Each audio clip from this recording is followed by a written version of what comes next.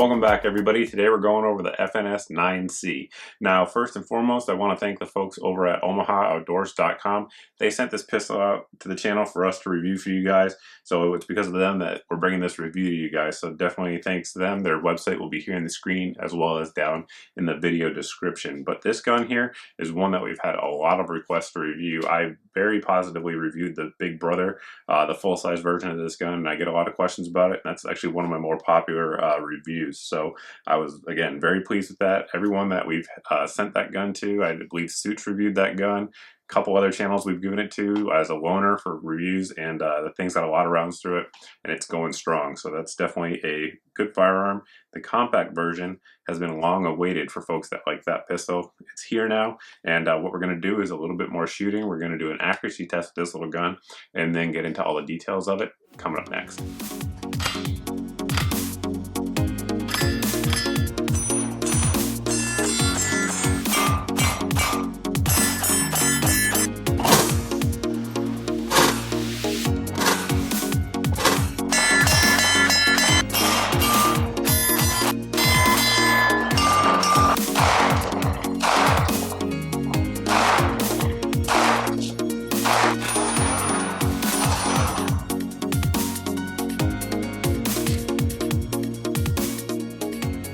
Time to test the accuracy of this pistol. Typically we don't do that on a lot of the pistols we review, but this one, spoiler alert, I like a lot and just going into my carry rotation. So we're going to see what kind of accuracy we can get out of it.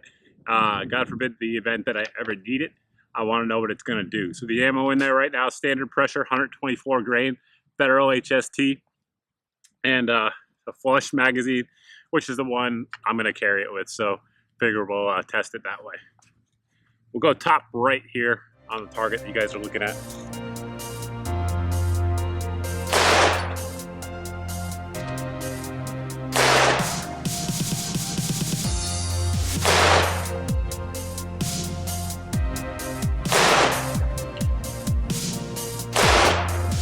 Let's go check it out. For a gun of that size, we'll take that accuracy, at least from what I can see here. The squares are 2 inches, just to give you guys a reference point. So we're looking at 2.5, hold on, just a little over 2.5 inch group there, 5-shot group at 25 yards. So we'll take that and not complain a bit. Getting into the details, we'll work away from front to back just so we have some sort of a semblance to order here. You can see up front we do have the 1913 style rails. They're relatively short. However, some of the short lights out there will work just fine. The Streamlight TLR 4 and 3 should work on there just fine, and we've used the Viridian on there that you guys have seen throughout the review. So that does give you an added option. Say if you wanted to use this as an all-around gun, maybe home defense and carry gun, you'd have the capability there. Or I know a lot of folks just like to carry with a light as well. So you're certainly fine there either way. You can see up front here, the trigger guard does have some sort of grip texturing on there. I know a lot of people like to put their finger up there. So for those of you that like that, you're probably going to like that added texture on there. We have our takedown lever here, which we'll show you how to use here in just a second. We do have front cocking serrations. So those of you guys that like to do press checks, using those, it is an option for you. Moving on back here, we do have the slide release and slide lock, which is ambidextrous on this pistol. The only thing that's not ambidextrous on the pistol is going to be that takedown lever. So you'll see here on both sides, we do have the slide lock and mag release on both. Speaking of the mag release, I need to bring up a point with this pistol. This is obviously its full-size brother, and you can see the mag releases are different on there, and they actually function a little bit different as well. On the compact model, you really have to depress it, I mean like hard, to get that mag to come out. So it's almost impossible to accidentally bump. I mean, I'm pushing on it right now. I don't know if you guys can see that. I'm actually depressing it, the mag's not popping. You have to push it in to get it out, which I like. So if you're carrying inside the waistband, that's a big deal. You don't want to accidentally knock it off. Of course, the pistol will fire with the magazine popped out, so there's no magazine safety or anything like that. But on the full size, it's much easier. You can see there, it's actually larger and sticks out a little bit more. Maybe at an angle, you can kind of see it there, if we can do that. But I assure you, it's easier to activate here on the full size, and I don't think that's a con at all. It's just something to point out. Another thing to point out here on the frame is the stippling. It has these little polymer nubs on there, which do a really good job of giving you added texture. There's also some serrations up front, and like I've pointed out in a million different reviews, if you're going to have lines on the front strap of your pistol, it's better to have them horizontal than it is vertical. It gives you a good gripping surface and make sure the pistol doesn't move around in your hand. Same here for the back strap. It really tucks in your hand. And one thing to point out is the pistol actually ships with this smaller back strap here, and it's a little flatter as well. However, I have very large hands, so I swapped that out and actually put the smaller one on there. It's real easy to do. You just push out a pin right here on the rear, comes out, slide this one in, and you're in business. The sights that you see here on the gun are the only thing that isn't factory. The factory sights aren't bad in terms of actually shooting them and engaging targets.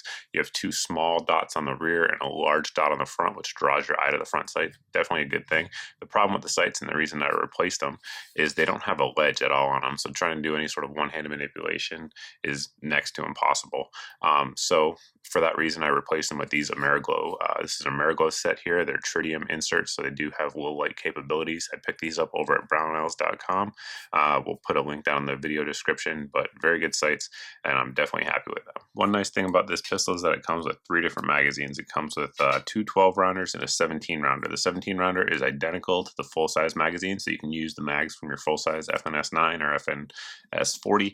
They will work just fine in here. It does have this grip sleeve on there. Honestly, guys, let me show you how it works here. If you put it in there, it's got the same contour, so it basically feels like you're shooting the full-size FNS. The problem with these grip sleeves, at least in my opinion, is that a lot of times people will carry them down in their belt, and it'll come a little bit loose like this, and if you go to reload it, you'll be trying to jam it in there. It can cause problems. Of course, it'll function completely fine if you just remove the sleeve, insert it like that. So just one man's opinion from experience here. If you're going to use that as a backup magazine, I do recommend taking the sleeve off. It may not look as good, but functionally you'll be glad you did, in my opinion. So the 2 12-rounders here come with this one that's a flush magazine. And you can see there it has a little bit of a ledge there, which definitely helps because it gives you sort of a grabbing surface, if you will, for your 2 fingers that are going to be on there.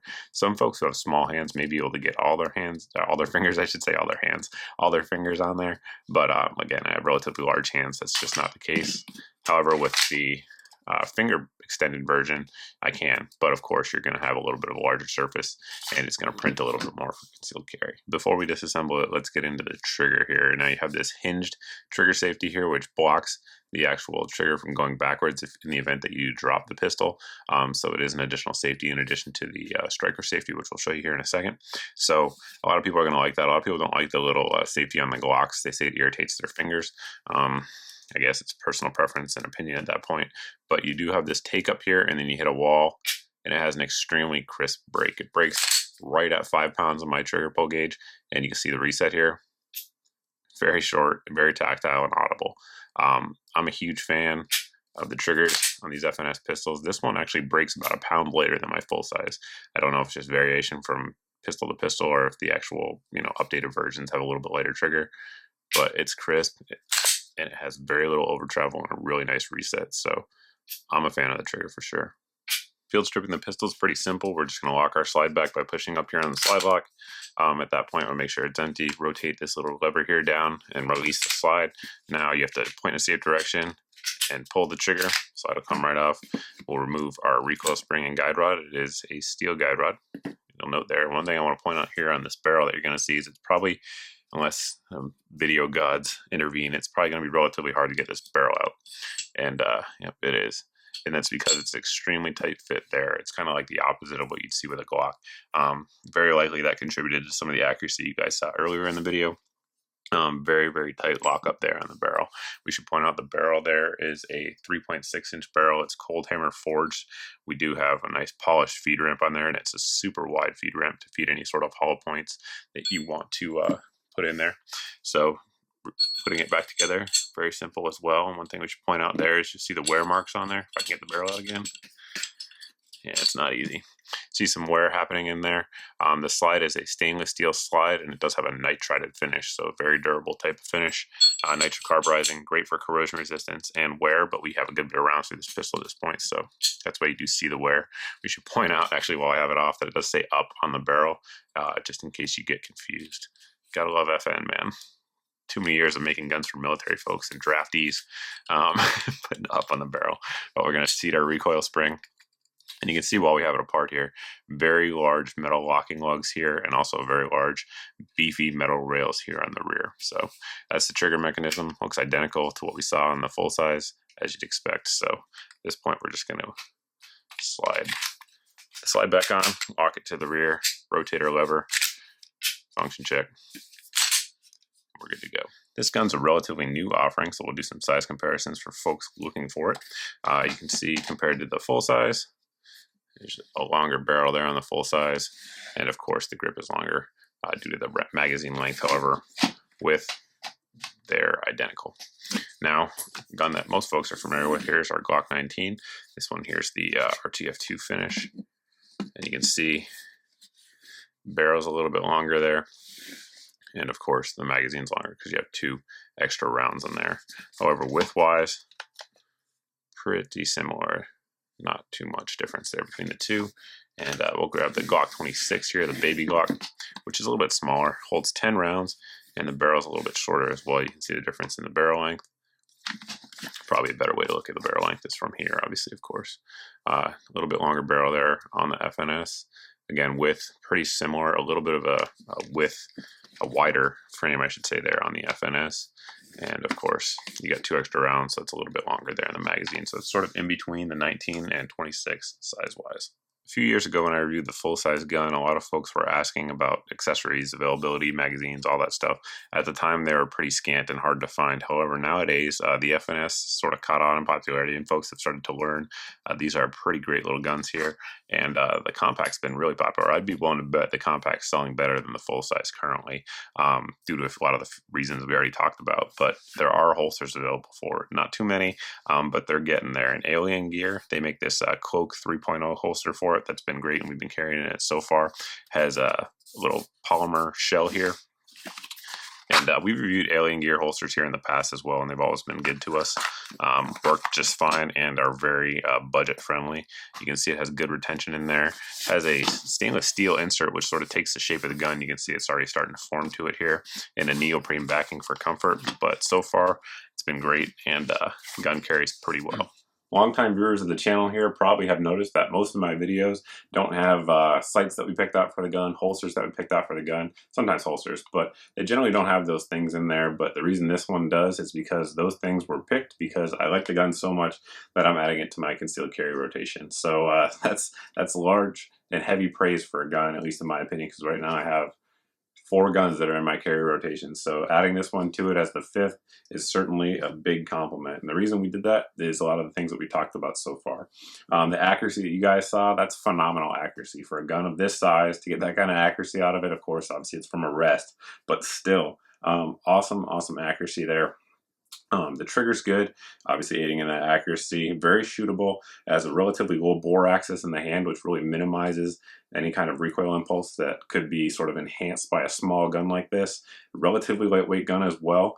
For the size, again, real lightweight. It's actually like the same size or just a little bit different than the XDS pistol, which is obviously a single stack gun. So weight-wise, it's doing really well there.